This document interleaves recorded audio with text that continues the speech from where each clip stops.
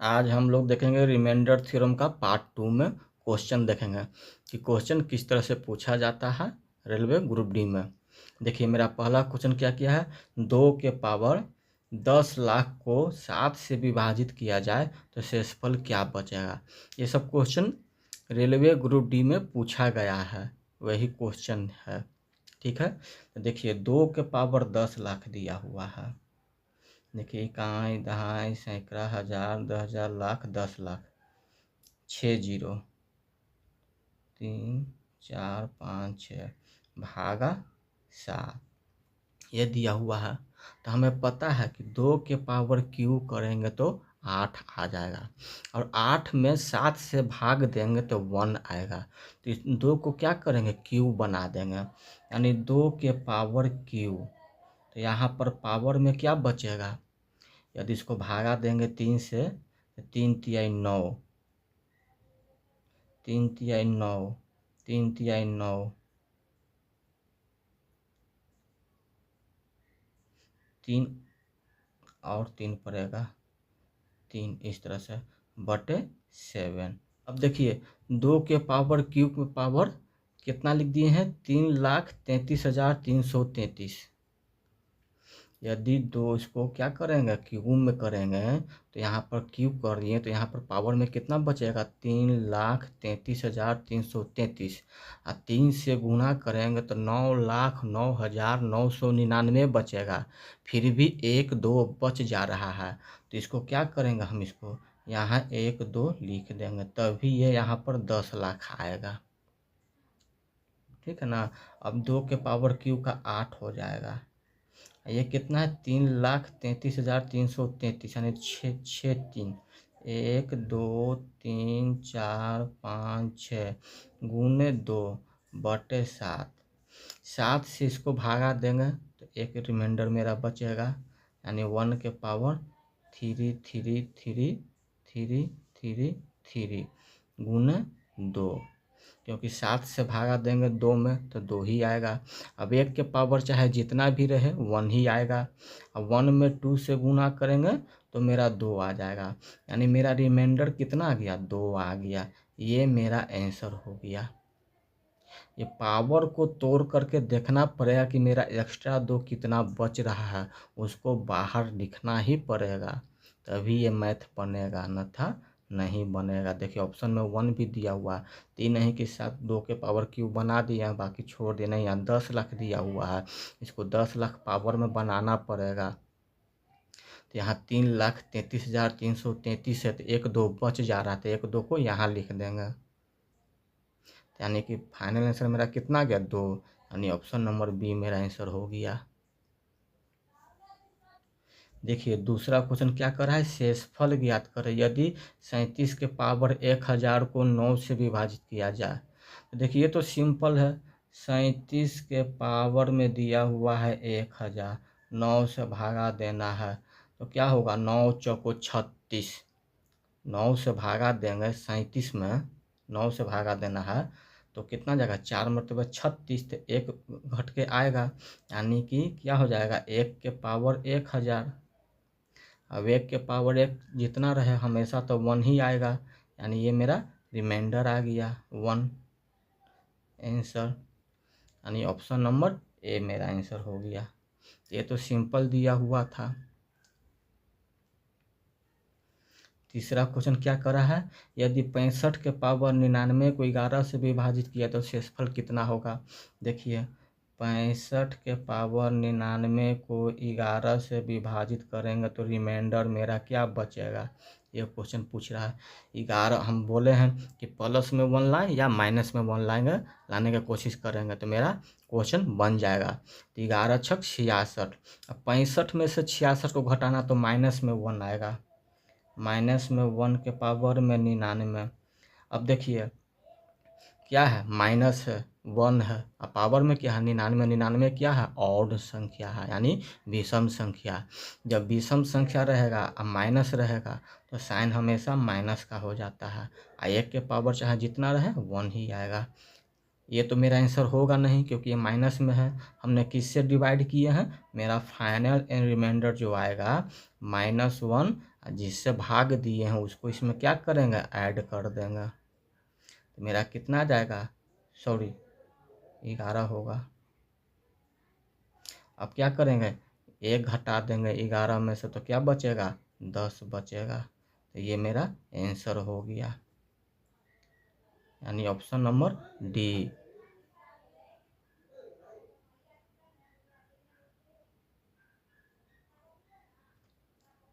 अब देखिए अगला क्वेश्चन, यदि 4 के पावर 96 को 6 से भाग दिया जाए तो शेषफल क्या आएगा।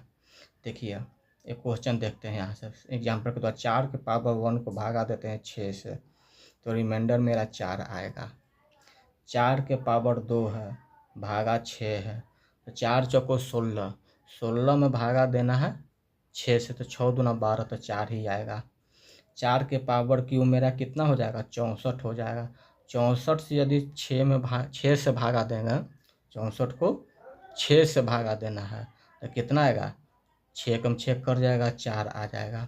इसी तरह से ये भागा देते जाएंगे। देखिए पावर में क्या है, एक मेरा ऑड हो गया, तो ऑड नंबर है तो 4 आ रहा है। 2 इवन है, सम संख्या, तो भी 4 आ रहा है। फिर रिपीट हो रहा है क्या, ऑड यानी विषम, तो 4 ही आ रहा है। कहने का मतलब है कि 4 के पावर में कुछ भी हो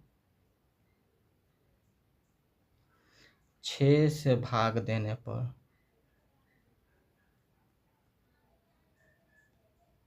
हमेशा रिमाइंडर 4 ही आएगा।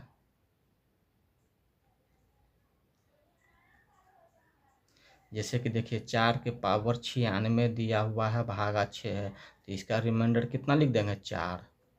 पावर 4 के पावर कुछ भी हो, लेकिन भागा किससे देना है, 6 से, तब ये 4 आएगा। देखिए लिखते हैं कि 4 के पावर में कुछ भी हो 6 से भाग देने पर हमेशा रिमाइंडर 4 ही आएगा। ये 4 मेरा आंसर हो गया, यानी ऑप्शन नंबर डी। तो इसका ये कंसेप्ट याद रखिएगा। देखिए अगला क्वेश्चन क्या कर रहा है, 5वां, 7 के पावर 84 को 342 से विभाजित करने पर शेषफल क्या होगा। अब देखिए 342 है, ये 7 दिया हुआ है, तो इसको गुना करते करते इसके आसपास ले जाएंगे। 7 के पावर 1 तो 7 होता है, 7 के पावर 2 जो होता है 49 होता है, 7 के पावर क्यू जो होता है कितना होता है, 343 होता है। देखिए 342 है, 343 है, यानी आ गया आसपास में। यानी कि 7 के पावर क्यू कितना जाएगा, 28 तिया 84, 8 तिया 24 के हाथ में 2, 3 दूना 6 2 8, 28 तिया 84 आ गया, अब बटे 342। अब देखिए 7 के पावर क्यू क्या होता है, 343 होता है, के पावर 28 बटे 342 से भाग देना है, तो एक मरतबे लग जाएगा 342। 343 में से 342 को घटाएंगे तो कितना आएगा, 1 आएगा। अब 1 के पावर 28 दिया हुआ है, अब 1 के पावर जितना भी रहे 1 ही आएगा, यानी कि मेरा रिमाइंडर कितना आ जाएगा, 1 आ जाएगा। ये मेरा आंसर हो गया, यानी ऑप्शन नंबर सी 1। देखिए इस पर भी क्वेश्चन कुछ पूछता है, रिमाइंडर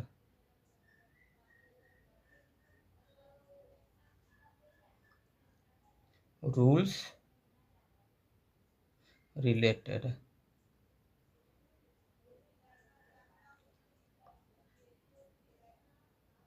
टू ए के पावर n प्लस बी के पावर n और ए के पावर n माइनस बी के पावर n। इस पर यह क्वेश्चन पूछता है।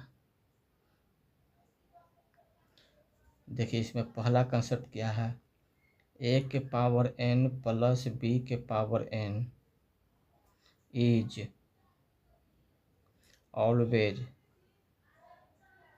डिविजिबल बाय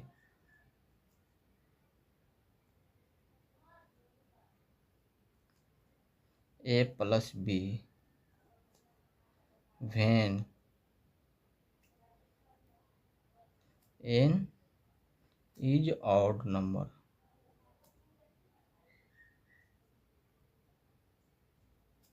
कहने का मतलब है कि a के पावर n प्लस b के पावर n हमेशा डिविजिबल किसके साथ होगा? a प्लस b से होगा। कब? जब n ऑड नंबर हो, यानी पावर में ऑड, यानी a के पावर मान लेते हैं कॉमन प्लस b के power common, is always divisible by a plus b। यानी a हमेशा क्या होना चाहिए? ऑड नंबर होना चाहिए पावर में।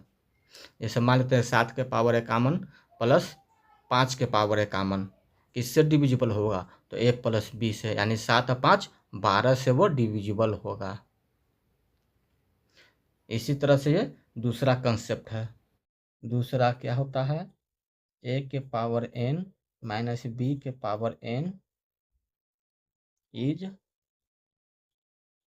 ऑलवेज डिविजिबल बाय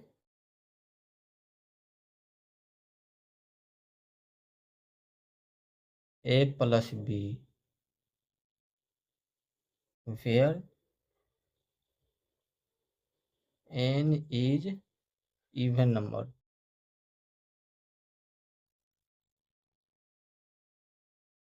यानी a के पावर n माइनस b के पावर n, यहाँ n क्या होगा? इवन नंबर होगा। हजारों में दे देता है, लाखों में दे देता है, ताकि बच्चा कंफ्यूज हो जाए। तो हमको लाखों में पावर दे या उससे मतलब नहीं है, करोड़ों में दे, हमको सिर्फ पावर में ऑड और इवन को देखना है। बाकी क्या करेंगे? a और b को जोड़ देंगे। इस पर मेरा रिमाइंडर पूछेगा तो रिमाइंडर निकल जाएगा, डिविजिबल पूछेगा तो डिविजिबल निकल जाएगा। तीसरा, a के पावर n माइनस b के power n is always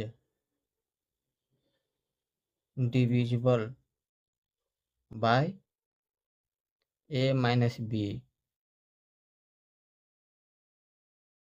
wear n is odd and even number.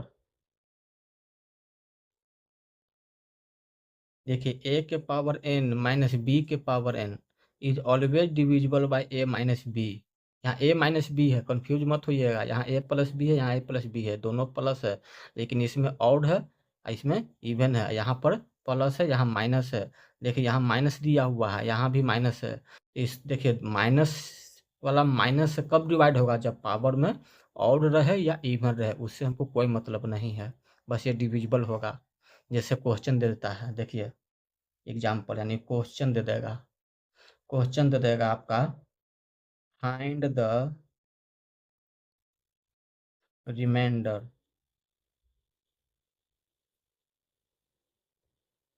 When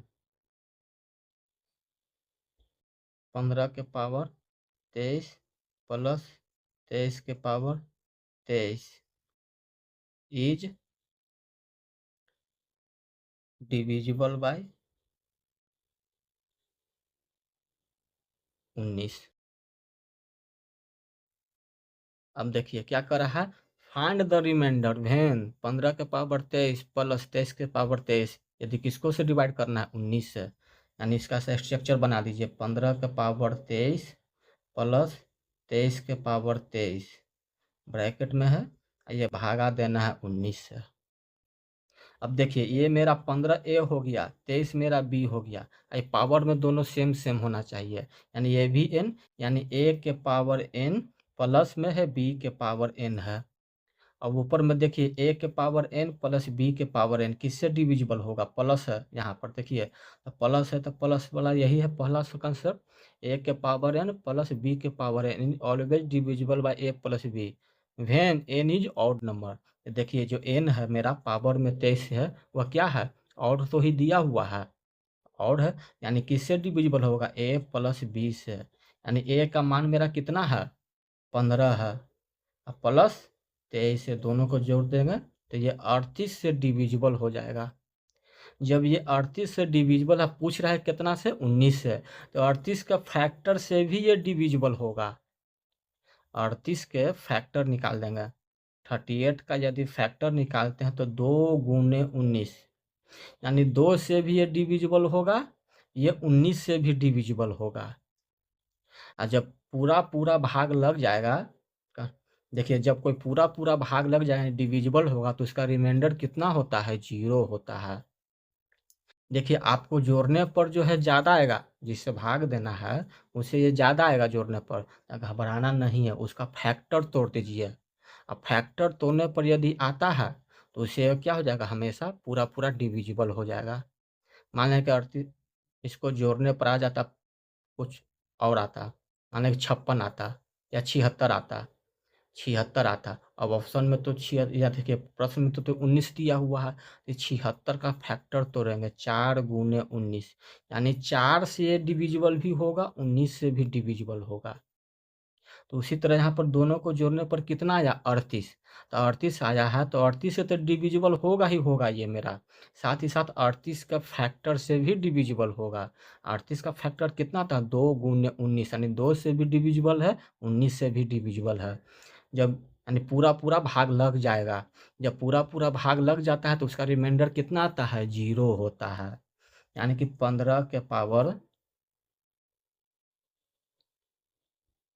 23 plus 23 के पावर 23 को यदि डिवाइड करेंगे 19 से, तो इसका रिमाइंडर कितना आएगा, 0 हो जाएगा। ये क्या है, डिविजिबल है, यहाँ लिख देते हैं डिविजिबल।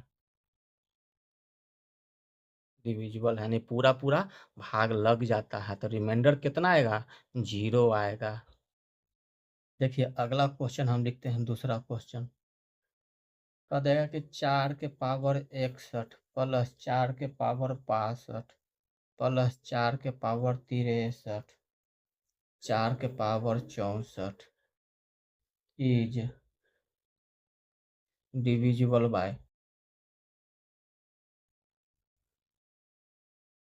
ऑप्शन ए में रहेगा 3, ऑप्शन बी में रहेगा 10, सी में 11, डी में 17। तो इसको ये भी रेलवे में एग्जाम में पूछता है इस टाइप का। यहाँ 4 की जगह कुछ भी अंक दे दे, पावर में कुछ भी दे दे, उससे हमको फर्क नहीं पड़ने वाला है।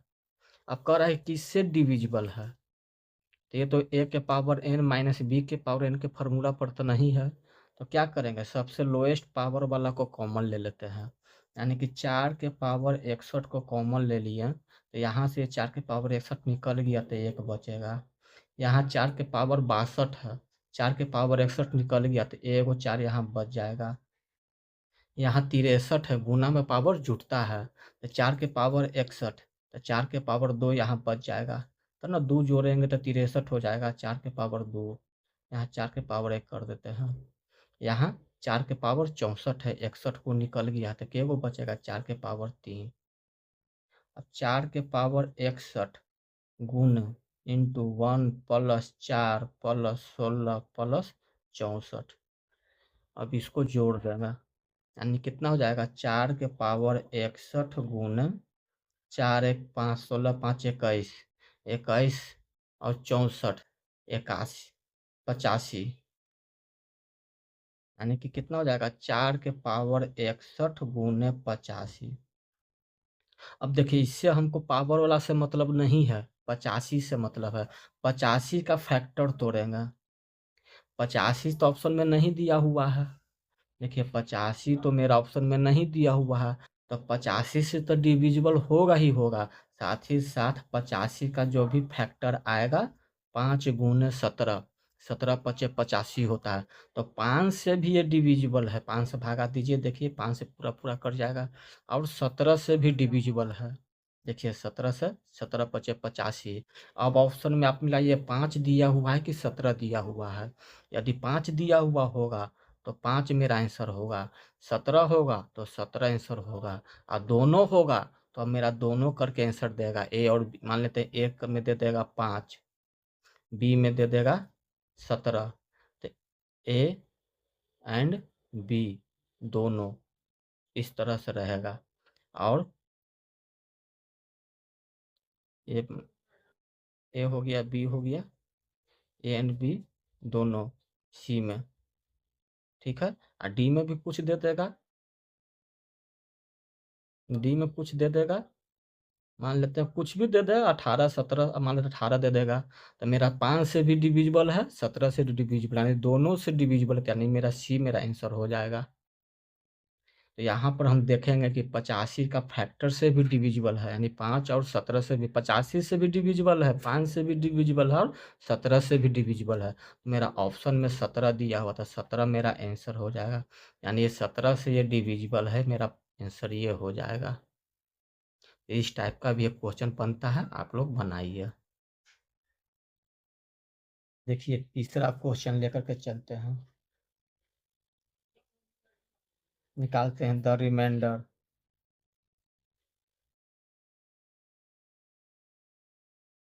वेन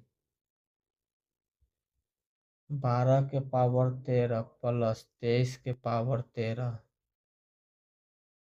इज डिविजिबल बाय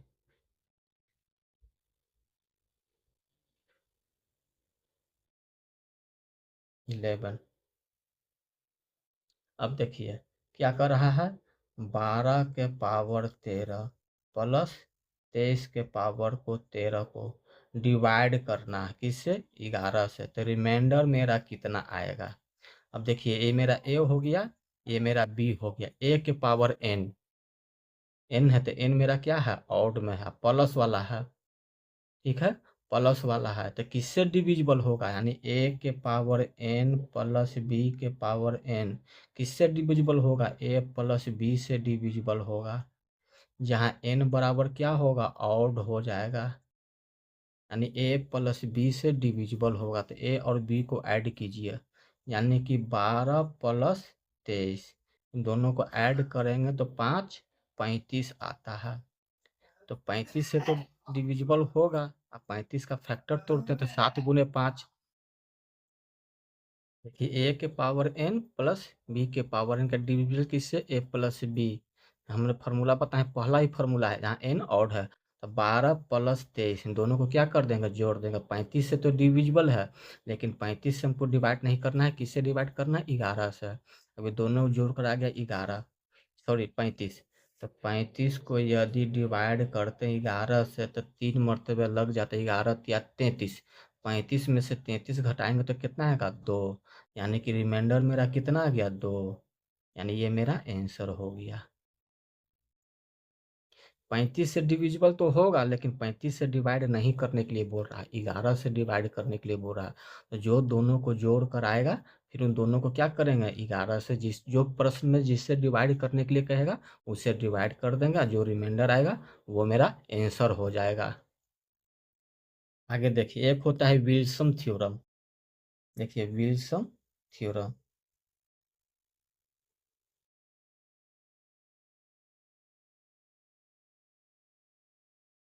देखिए विल्सन थ्योरम में दो गो फार्मूला होता है, एक होता है P-1 फैक्टोरियल बटे P।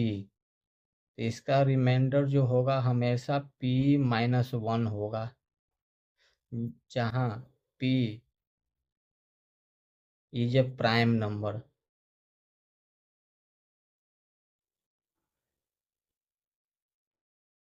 यहाँ P क्या होगा, प्राइम नंबर। ये P के बारे में बात हो रहा है, ये P हमेशा प्राइम नंबर होना चाहिए। जैसे एग्जाम्पल के तौर पर पहला देखा देते हैं एक क्वेश्चन, जैसे 16 फैक्टोरियल बटे 17 रहेगा, फाइंड रिमाइंडर। इस तरह से यदि एग्जाम में दे देगा आपका, अब आप कैसे बनाइएगा। देखिए 17 है, ये 16 फैक्टोरियल है, 17 तो मेरा प्राइम नंबर है। तो इस 16 को हम लिख सकते हैं इस तरह से, 17-1 फैक्टोरियल बटे 17 लिख सकते हैं इस तरह से, क्योंकि 17 में से एक घटेगा 16, 16 फैक्टोरियल हो जाएगा बटे 17।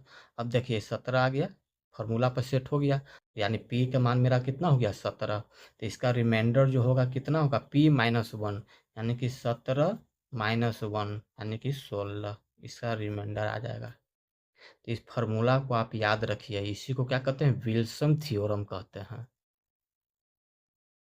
ये फैक्टोरियल में रहेगा तब, जहाँ p मेरा प्राइम नंबर होना चाहिए। इसी में एक दूसरा फॉर्मूला होता है जो कभी कभी यदि लेवल बढ़ा देगा, एग्जाम में टफ करेगा क्वेश्चन को, तो इस टाइप का देगा। देखिए p-2 फैक्टोरियल बटे p, तो इसका भी रिमाइंडर जो होता है 1 होता है हमेशा में, इसका रिमाइंडर हमेशा 1 होता है, इसको भी याद कर लीजिएगा। जैसे देखिए एग्जाम्पल के तौर पर क्वेश्चन दे देगा इस तरह से, 45 फैक्टोरियल बटे 47, फाइंड रिमाइंडर।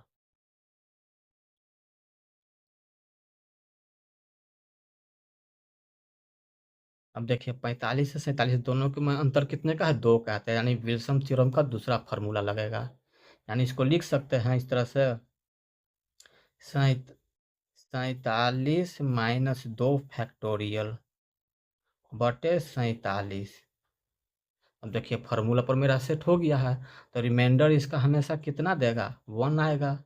ये मेरा आंसर हो गया। इसमें कुछ करने की जरूरत नहीं है, फार्मूला याद रहेगा तो ही बनेगा, अन्यथा नहीं बनेगा।